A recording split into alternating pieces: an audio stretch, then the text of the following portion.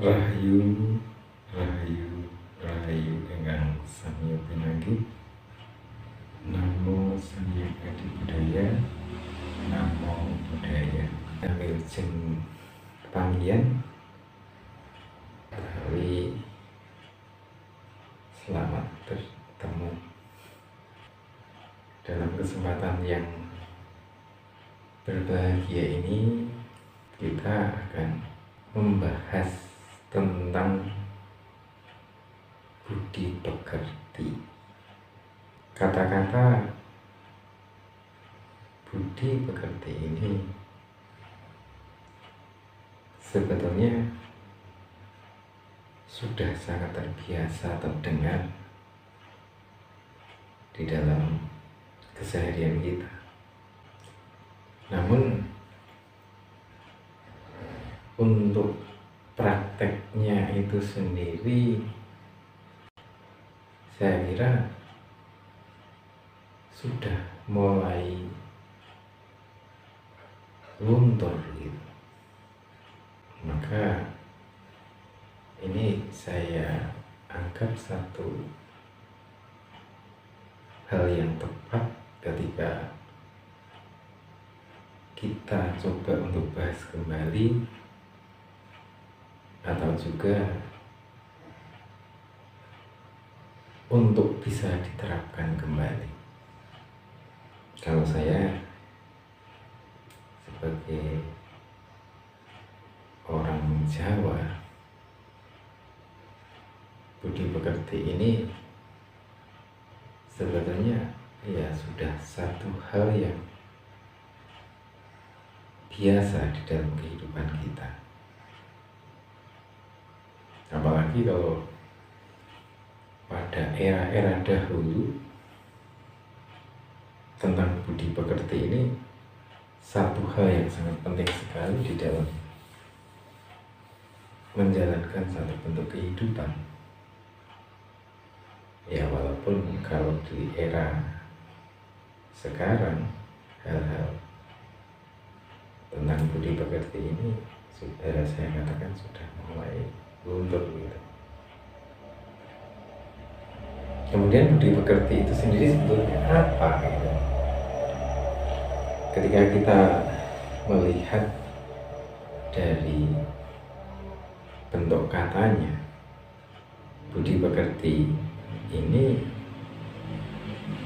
terdiri dari dua suku kata, yaitu budi dan pekerti. Dilihat dari sisi artinya, budi itu bisa diartikan sebagai pikiran atau nalar atau kesadaran, atau satu bentuk upaya dalam melaksanakan satu kebaikan. Sedangkan pekerti ini sendiri bisa diartikan satu bentuk tindakan yang dilaksanakan oleh badan jasmani kita. Jadi segala bentuk perbuatan yang terlaksana melalui jasmani.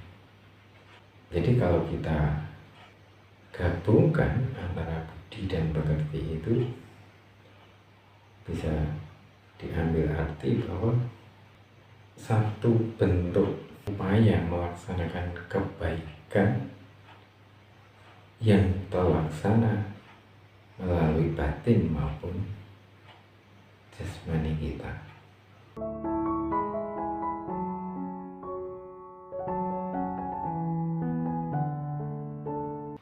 Jadi dari budi dan pekerti kita, dari batin ataupun juga hati, dan juga yang terlaksana melalui bentuk perbuatan kita dalam keseharian kita.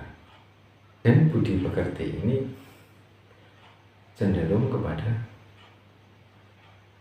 hal-hal yang mengarah kepada perbuatan yang baik atau positif. Maka anak yang perbuatannya baik sering dikatakan sebagai orang yang memiliki budi pekerti luhur. Nah, kemudian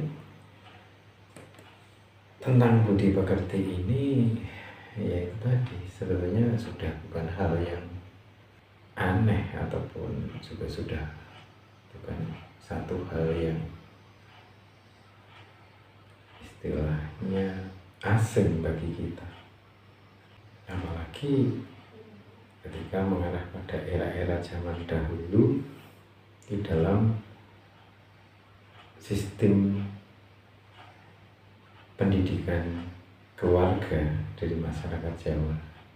Nah, ini saya mengatakan masyarakat Jawa karena saya bertitik tolak dari ajaran Jawa, dan saya kira dari setiap tempat, dari setiap tradisi semuanya ada. Seperti contoh misalnya ajaran terapan tentang budi pekerti ini adalah dalam praktek-praktek yang dilaksanakan dari anak-anak zaman dahulu, yang pada dasarnya ajaran dari budi pekerti ini mengarah kepada sopan santun. Ini titik dasarnya. Seperti contohnya sopan santun ketika seorang anak menghadapi orang yang lebih tua, atau ketika mereka berbicara dengan orang yang lebih tua. Kalau di dalam bahasa Jawa dan menggunakan tata cara bahasa Jawa, ketika seorang yang lebih muda berbicara dengan orang yang lebih tua, mereka harus menggunakan bahasa yang dinamakan kromo inggil, atau anak-anak kepada orang tua harus menggunakan bahasa kromo inggil. Ini sebagai tanda penghormatan dari yang lebih tua, yang lebih muda kepada yang lebih tua. Nah, ini sudah ditanamkan mulai dari kecil di dalam keluarga. Ya, walaupun ya itu tadi, hal-hal semacam itu sekarang sudah mulai memudar. Namun sebetulnya ketika kita mau meninjau kembali dan menerapkannya kembali, hal ini adalah hal yang sangat luar biasa sekali dan sangat berguna dalam kehidupan kita. Itu salah satu contoh tadi dalam cara berbicara, misalnya dari orang yang lebih muda kepada orang yang lebih tua menggunakan cara bahasa kromo inggil atau kromo halus. Kemudian seperti juga di dalam cara yang lain, seperti contohnya misalnya ketika makan bersama, misalnya orang yang lebih tua itu harus mengambil lebih dulu, baru diikuti dengan yang lebih muda dan seterusnya. Ini juga sudah satu bentuk cara menerapkan saling menghormati dan bersopan santun ketika makan di dalam satu bentuk keluarga.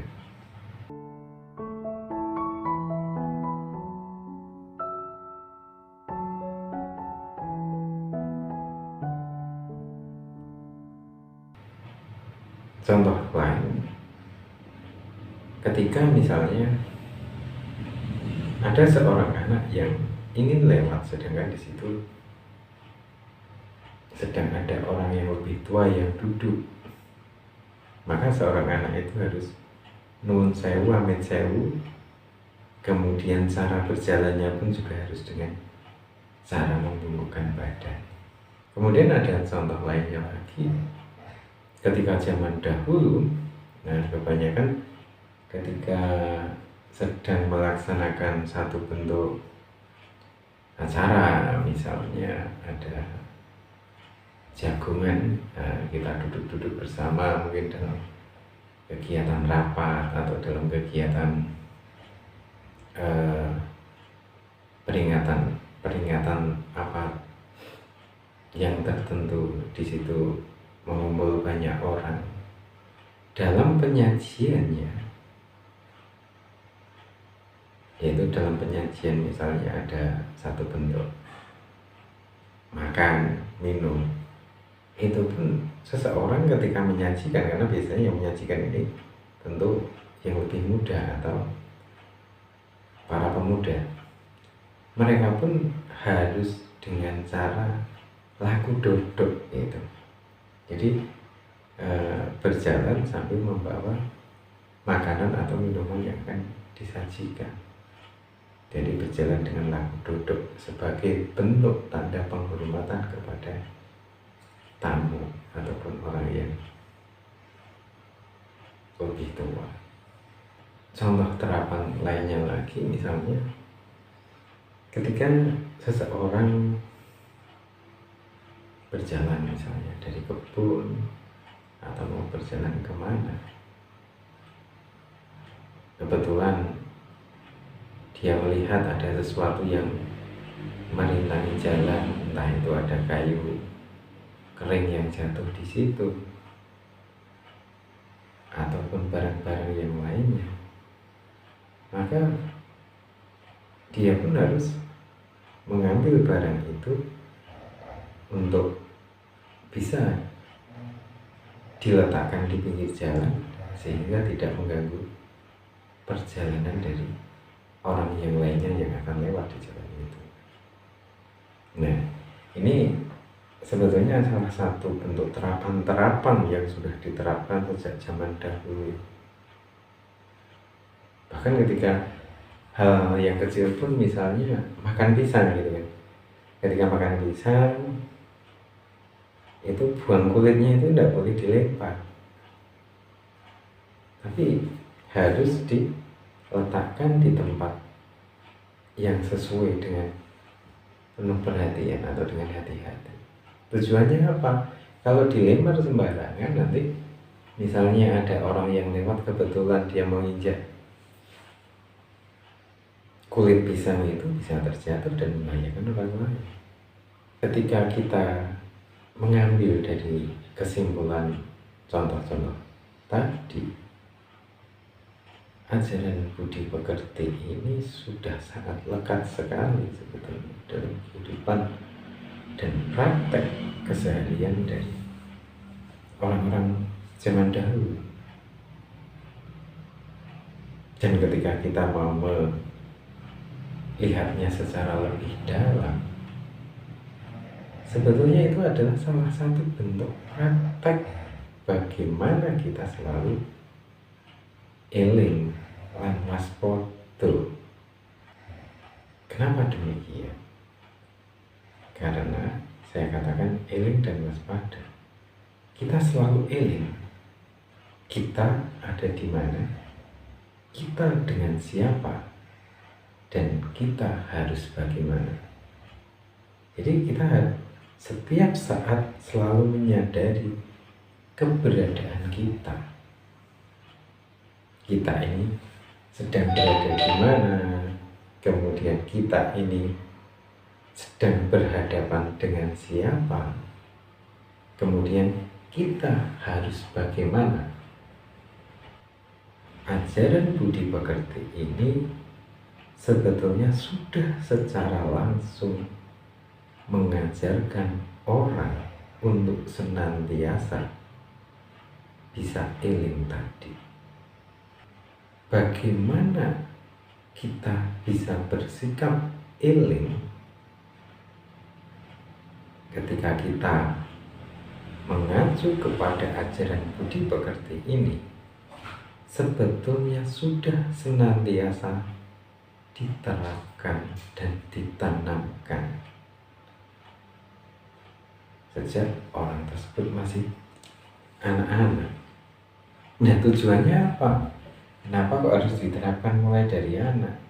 Karena ketika orang tersebut masih anak, ibaratnya ibarat satu kertas itu, satu kertas yang putih gitu kan.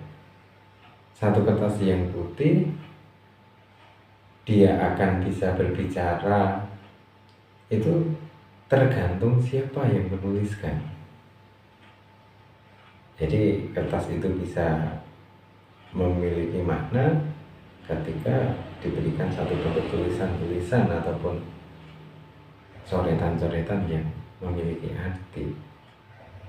Maka penerapan budi pekerti ini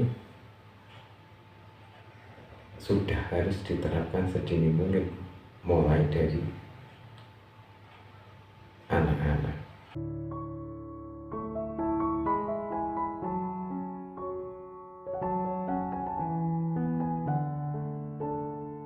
Dan ketika ini sudah diterapkan mulai dari anak-anak, ini harapannya adalah ketika dia tumbuh semakin besar, semakin dewasa,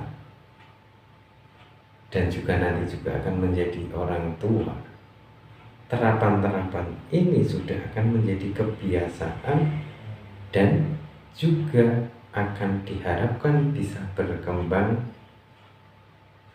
mengikuti kedewasaan dalam berpikir, yang akhirnya bisa menghasilkan salah satu bentuk kebijaksanaan bagi orang tersebut. Dengan demikian, ketika mulai dari anak sudah diterapkan tentang budi pekerti ini, diharapkan anak tersebut pada akhirnya bisa menjadi berguna utawa migunani tumrap sapodo-podo, berguna bagi semua orang yang ada di sekitarnya. Jadi dengan penerapan dia eling sedang berada di mana, eling dia menghadapi siapa, eling dia harus berbuat bagaimana. Ini secara sedikit demi sedikit akan membangun kesadarannya agar senantiasa eling setiap saat, sehingga ketika dia bisa sadar setiap saat, eling setiap saat, ditambah lagi dengan berbagai pengetahuan yang mengiringi kedewasaan dalam berpikirnya, disinilah sadar yang sesungguhnya akan terbangun, kebijaksanaan yang sesungguhnya akan terbangun. Anak tersebut diharapkan bisa migunani marang sapodo-podo tadi, atau berguna bagi semua orang yang ada di sekelilingnya. Karena ketika seseorang sudah mau menerapkan sopan santun, di situ hatinya juga sudah terbangun cinta kasih. Ketika seseorang mau bersimpati kepada orang lain, berarti hatinya juga telah tertanam simpati. Ketika seorang mau menolong orang lain, di dalam hatinya sudah tertanam belas kasih. Ketika orang bisa menentukan sikap ketika dia berhadapan dengan siapa, disitulah terbangun kebijaksanaan atau hati yang seimbang. Maka penerapan budi pekerti ini bisa diartikan adalah praktek secara langsung dari penanaman benih-benih kesadaran, atau yang sering disebut sebagai bodhicitta, benih-benih kesadaran benih-benih kebudayaan yang tujuannya adalah untuk mencapai kesadaran yang sesungguhnya.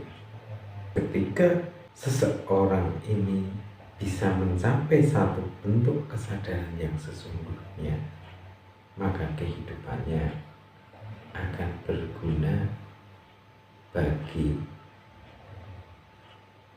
semua orang dan bahkan semua makhluk. Maka di sini pentingnya kenapa budi pekerti ini harus kita gali kembali, kemudian harus kita terapkan kembali agar ini menjadi warna kebiasaan dalam kehidupan kita untuk mengembangkan benih-benih kesadaran menjadi satu bentuk sadar yang sesungguhnya atau sadar yang sepenuhnya atau yang dikatakan sebagai Buddha. Demikian, semoga bisa berguna dan semoga semua makhluk senantiasa berbahagia. Namo Sanghyang Adi Budaya, Namo Buddhaya, Mugi Rahayu Sakuntala.